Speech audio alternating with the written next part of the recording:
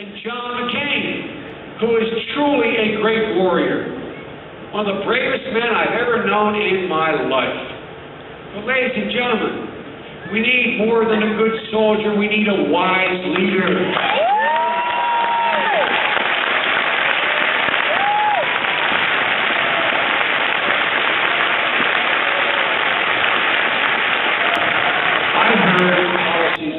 Characterized by them. We are now the big tax party. We're going to tax all Americans, right? Well, let me remind you something.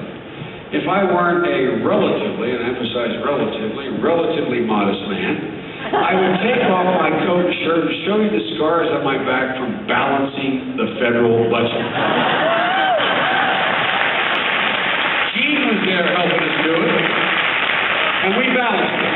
We left this outfit, this president, with $232 billion the year he took over in extra cash in the till from the operating budget.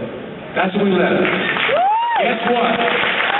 George W. Bush, like his father, God love him again, as my mom would say, George W. Bush is going to leave President Barack Obama with a IOU in the drawer of between $400 and $500 billion for just 1 year. So please, as they used to say when I was a kid, I say to my Republican friends, spare me telling me about who is fiscally responsible. Spare me. Give me a break. And guess what? John McCain. I think John and Sarah Palin, I don't know Governor Palin. I'm going to get to meet her in St. Louis.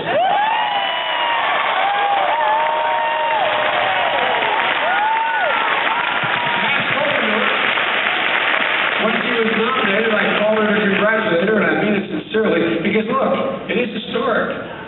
No, it really is. No, there's a woman on the ticket, and that's a big deal. Particularly for Republicans, it's a big deal. We're all kidding aside. I mean, look, this is a historic moment on both political parties.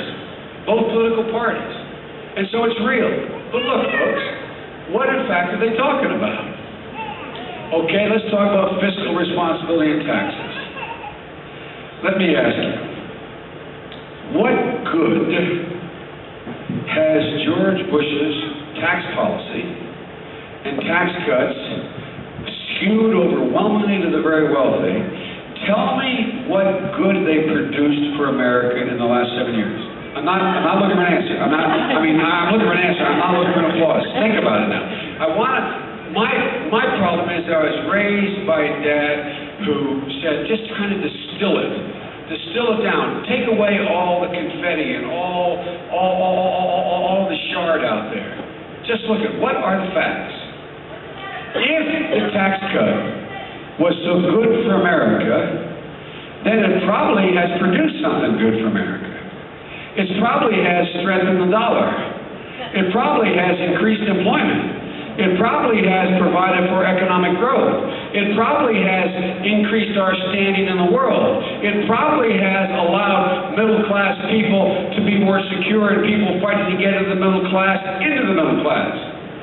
If it didn't work up to now, not a joke, think about it in just simplistic, straightforward terms. If the tax cut didn't work in the last 8 years, why in Lord's name is John continuing to insist that he's now for $1 trillion in tax cuts over the next 4 years, that he was against the previous 8 years? What is new? What is going to he wants to add $4 billion for ExxonMobil and the oil companies for tax cuts because they're having a tough time.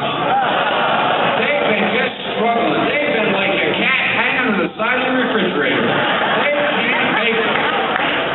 Ladies and gentlemen, they made $600 billion in profit in the since 2001. I had the chairman of ExxonMobil before, be precise, the Senate Judiciary Committee, which I used to chair for 17 years, or the ranking member on, had the chairman of ExxonMobil. before the committee was about price gouging, and 5 other oil executives. And it got my turn to ask questions, and I said, let me ask you, Mr. Chairman, the tax break in the Republican tax bill, which is billions of dollars, do you need it? And his jaw started to quiver. You may remember because they replayed it on television. And he got very upset. He didn't say anything, just as they say, body language. And I said, sir, you are under oath. Do you need it? And Gene looked at me and said, no, we don't need it. Folks, even the oil companies don't think they need it. But John does. Sometimes organized Democrats talk about the wealthy as if they're not patriotic. Let me tell you something. They're just as patriotic as poor folks. The difference is we just don't ask much of them. Not a joke.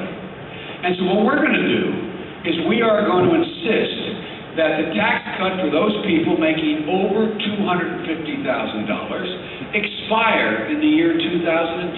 They'll still be paying less taxes. They'll still be paying fewer taxes than they did under Ronald Reagan, but they'll be paying slightly more taxes. We literally are paying the average family $2,500 a year in health care costs. Here's how it works. We're not making it up. This isn't funny money.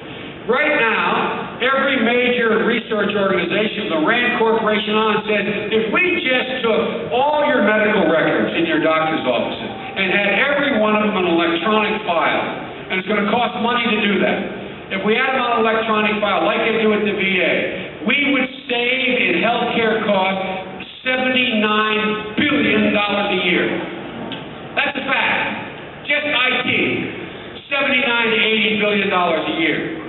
If on top of that, we provide for pre-existing and well as prevention requirements within the healthcare system, all the estimates show, beyond all these savings, you will save up to $200 billion a year in healthcare costs. What's the problem?